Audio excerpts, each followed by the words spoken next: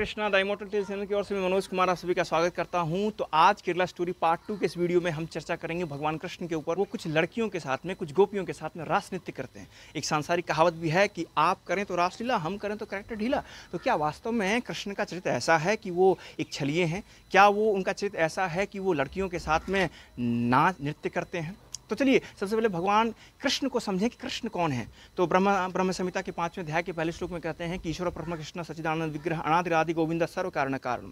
श्रीमद् भागवत में वर्णन आता है कि एते चांसकल पुंस कृष्णस्तु भगवान सम इंद्रियाणि व्याकुलम लोकम मृडयन्ति युगे युगे, कि हे कृष्ण आप जो हैं, आप भगवान हैं, आप ईश्वर हैं, आपका विग्रह जो है, आपका शरीर जो सच्चिदानंद से बना हुआ है।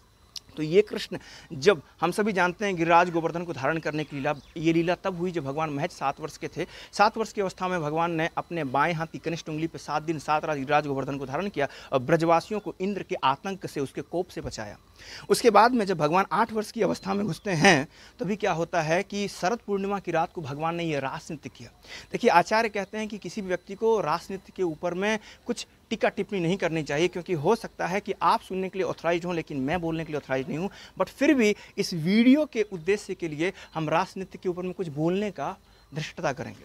तो देखिए, गोपियां कौन है? गोपियां जो हैं भगवान की सर्वोत्कृष्ट भक्त हैं। उनसे बड़े लेवल का भगवान का कोई भक्त हो ही नहीं सकता।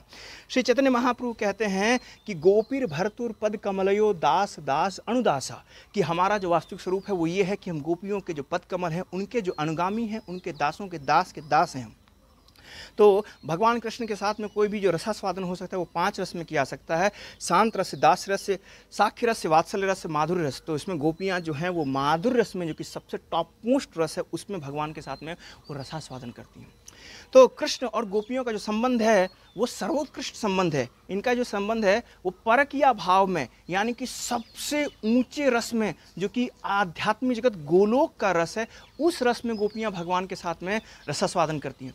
ब्रह्म संहिता में कहते हैं कि ये गोपियाँ जो हैं कृष्ण की शाश्वत संगिनियाँ हैं, आनंद चिन्मय रस प्रतिभाविता भी, कि ये गोपियाँ कृष्ण की हलादनी शक्ति के विस्तार हैं। और भगवान की हलादनी शक्ति कौन है? श्रीमती राधा रानी है।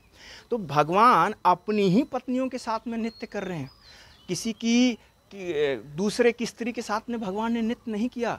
अरे, कोई अपनी पत्नी के साथ में नृत्य करे तो कहाँ कोई गलती हो गई? इसमें तो कोई गलती की बात नहीं है, राइट। और लोग कहते हैं, लोगों को फिर ये भी जलन होती है। जलन क्यों होती है? क्योंकि आपसे एक नहीं संभलती। भगवान जो है 16,108 को संभाल रहे हैं, इसलिए तो वो भगवान हैं और इसलिए तो हम साधारण हैं। तो अधिकांश गोपियाँ, ये देखिए, गोपियों के भी ऊपर में हम चलते हैं। ये गोपियाँ कौन थी? अधिकांश गोपियाँ पूर्व जन्म में महान ऋषि थीं, जो वेद के अध्ययन में पटु थीं। और ये दंडकारण्य के वन में जब भगवान रामचंद्र दंडकारण्य के भीतरी भाग में प्रवेश करते हैं, तो इन गोपियों के मन में भगवान के साथ में आलिंगन करने की, और जिस प्रकार से पति और पत्नी के बीच में संबंध होता है, उस संबंध की इच्छा इनके मन में आ जाती है। लेकिन भगवान ने उसमें एक पत्नी का व्रत रखा था, और भगवान परमात्मा होने के कारण उनके भाव को समझ जाते हैं। भगवान को वरदान देते हैं कि आपको ये जो आपका भाव आया है, इसको मैं अगले अवतार में जब मैं कृष्ण के रूप में आऊँगा तो उसको पूरा करूँगा। तो ये गोपियाँ उस समय से इस समय, इस द्वापर युग में आती हैं इसी लीला के पर्पस के लिए। और सभी गोपियाँ किसी न किसी की पत्नी थीं। देखिए, वैदिक काल में लड़कियों का विवाह 12 वर्ष में हो जाता था। और ये गोपियाँ जो भगवान के साथ में रास नृत्य में आई ना, तो ये सभी की सभी अपने अपने स्थूल शरीर में नहीं आई। हम जानते हैं कि क्षिति जल पावक गगन समीरा पंचतत्व मिली बनी है अधम शरीरा, कि जो शरीर है पंच तत्वों से मिलकर बना है। लेकिन गोपियाँ जो भगवान के साथ रास नृत्य में आई, वो अपने सूक्ष्म शरीर में आई, आध्यात्मिक शरीर में आई। देखिए, इस भौतिक शरीर के अंदर एक सूक्ष्म शरीर है। गोपियाँ भगवान के साथ में सटल बॉडी, यानी कि सूक्ष्म शरीर में उन्होंने नृत्य किया, आध्यात्मिक शरीर में नृत्य किया। क्या ये किसी के लिए संभव है कि वो किसी के आध्यात्मिक शरीर के साथ नृत्य करे? कतई संभव नहीं है। ऐसा सिर्फ और सिर्फ भगवान कर सकते हैं। और भगवान कृष्ण ने जब ये किया तो भगवान उस समय महज 8 वर्ष के थे। अभी आप ही सोच के बताइए, भौतिक सिद्धांतों के अनुसार 8 वर्ष के बच्चे में क्या कोई काम की भावना हो सकती है? क्या कोई लस्टी डिजायर हो सकता है? Not at all possible. ऐसा कतई संभव नहीं है। और ये जो गोपियाँ थी, इनके साथ में भगवान जो थे, ब्रह्मा के एक रात्रि तक भगवान ने शयन किया। श्रीमद् भागवत गीता में बहुत सुंदर वर्णन आता है ब्रह्मा जी के एक रात्रि के बारे में। ब्रह्मा की जो एक रात है, उसमें चतुर्युग के 1000 चक्र घूम जाते हैं। चतुर्युग के 1000 चक्र, यानी कि धरती के 43,20,000 साल को जब 1000 वर्ष से गुना किया जाए, 1000 से गुना किया जाए, तो उतने साल तक भगवान ने रास नृत्य किया। ये कैसा हो गया? क्योंकि भगवान के निर्देश पे जो योग माया थी, उन्होंने क्या किया कि एक रात्रि को, जो सामान्य रात्रि 12 घंटे की होती है, उस रात्रि को योग माया ने 43,20,000 साल इंटू 1000 उतने रात्रि में कंप्रेस्ड कर दिया। मतलब वो 12 घंटे की रात जो थी, ब्रह्मा के 12 घंटे की रात चली। आपको समझ में नहीं आ रहा होगा, शायद चीज़ें कुछ ऊपर से जा रही होंगी।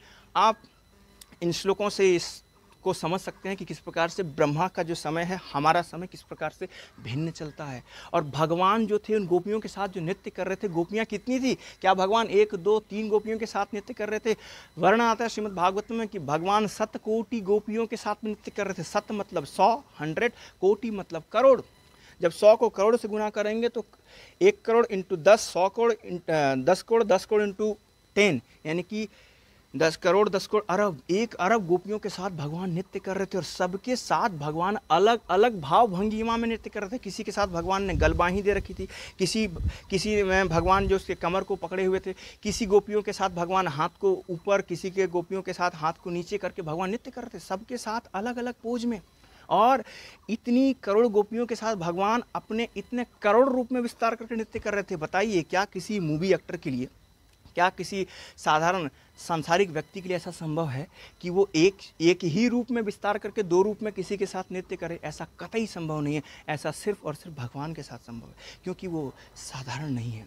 इसलिए कृष्ण जो गोपियों के साथ जिन्होंने ये रास नृत्य किया, ये रास नृत्य का वर्णन जो है, इसका श्रीमद् भागवतम में इसको स्थान प्रदान किया गया। देखिए, श्रीमद् भागवतम अमल पुराण है। श्रीमद् भागवतम में किसी ऐरे गहरे नथु ठहरे के रासलीला का, उसके नृत्य का वर्णन नहीं है, क्योंकि भगवान का जो नृत्य है, इस कथा का महात्मा आता है कि जो भी भगवान के इस रास नृत्य का आस्वादन, मतलब कि उसको जो श्रवण करता है, उसको जो पढ़ता है, उसकी काम वासना चली जाती है। तो भगवान का जो नृत्य है, ये इस जगत का नहीं है, आध्यात्मिक जगत का है। और इस रास नृत्य का वर्णन किसने किया है? परम विरक्त संत शिरोमणि श्रील सुखदेव गोस्वामी ने किया है। और आज के समय में 31 से ज़्यादा आचार्यों ने, प्रामाणिक आचार्यों ने इसके ऊपर टीकाएं लिखी हैं। तो अगर रास नृत्य अगर एक साधारण जीव का नृत्य होता, तो भगवान जो हैं ऐसा नृत्य नहीं करते और इस नृत्य को श्रीमद् भागवतम में दर्ज नहीं किया जाता।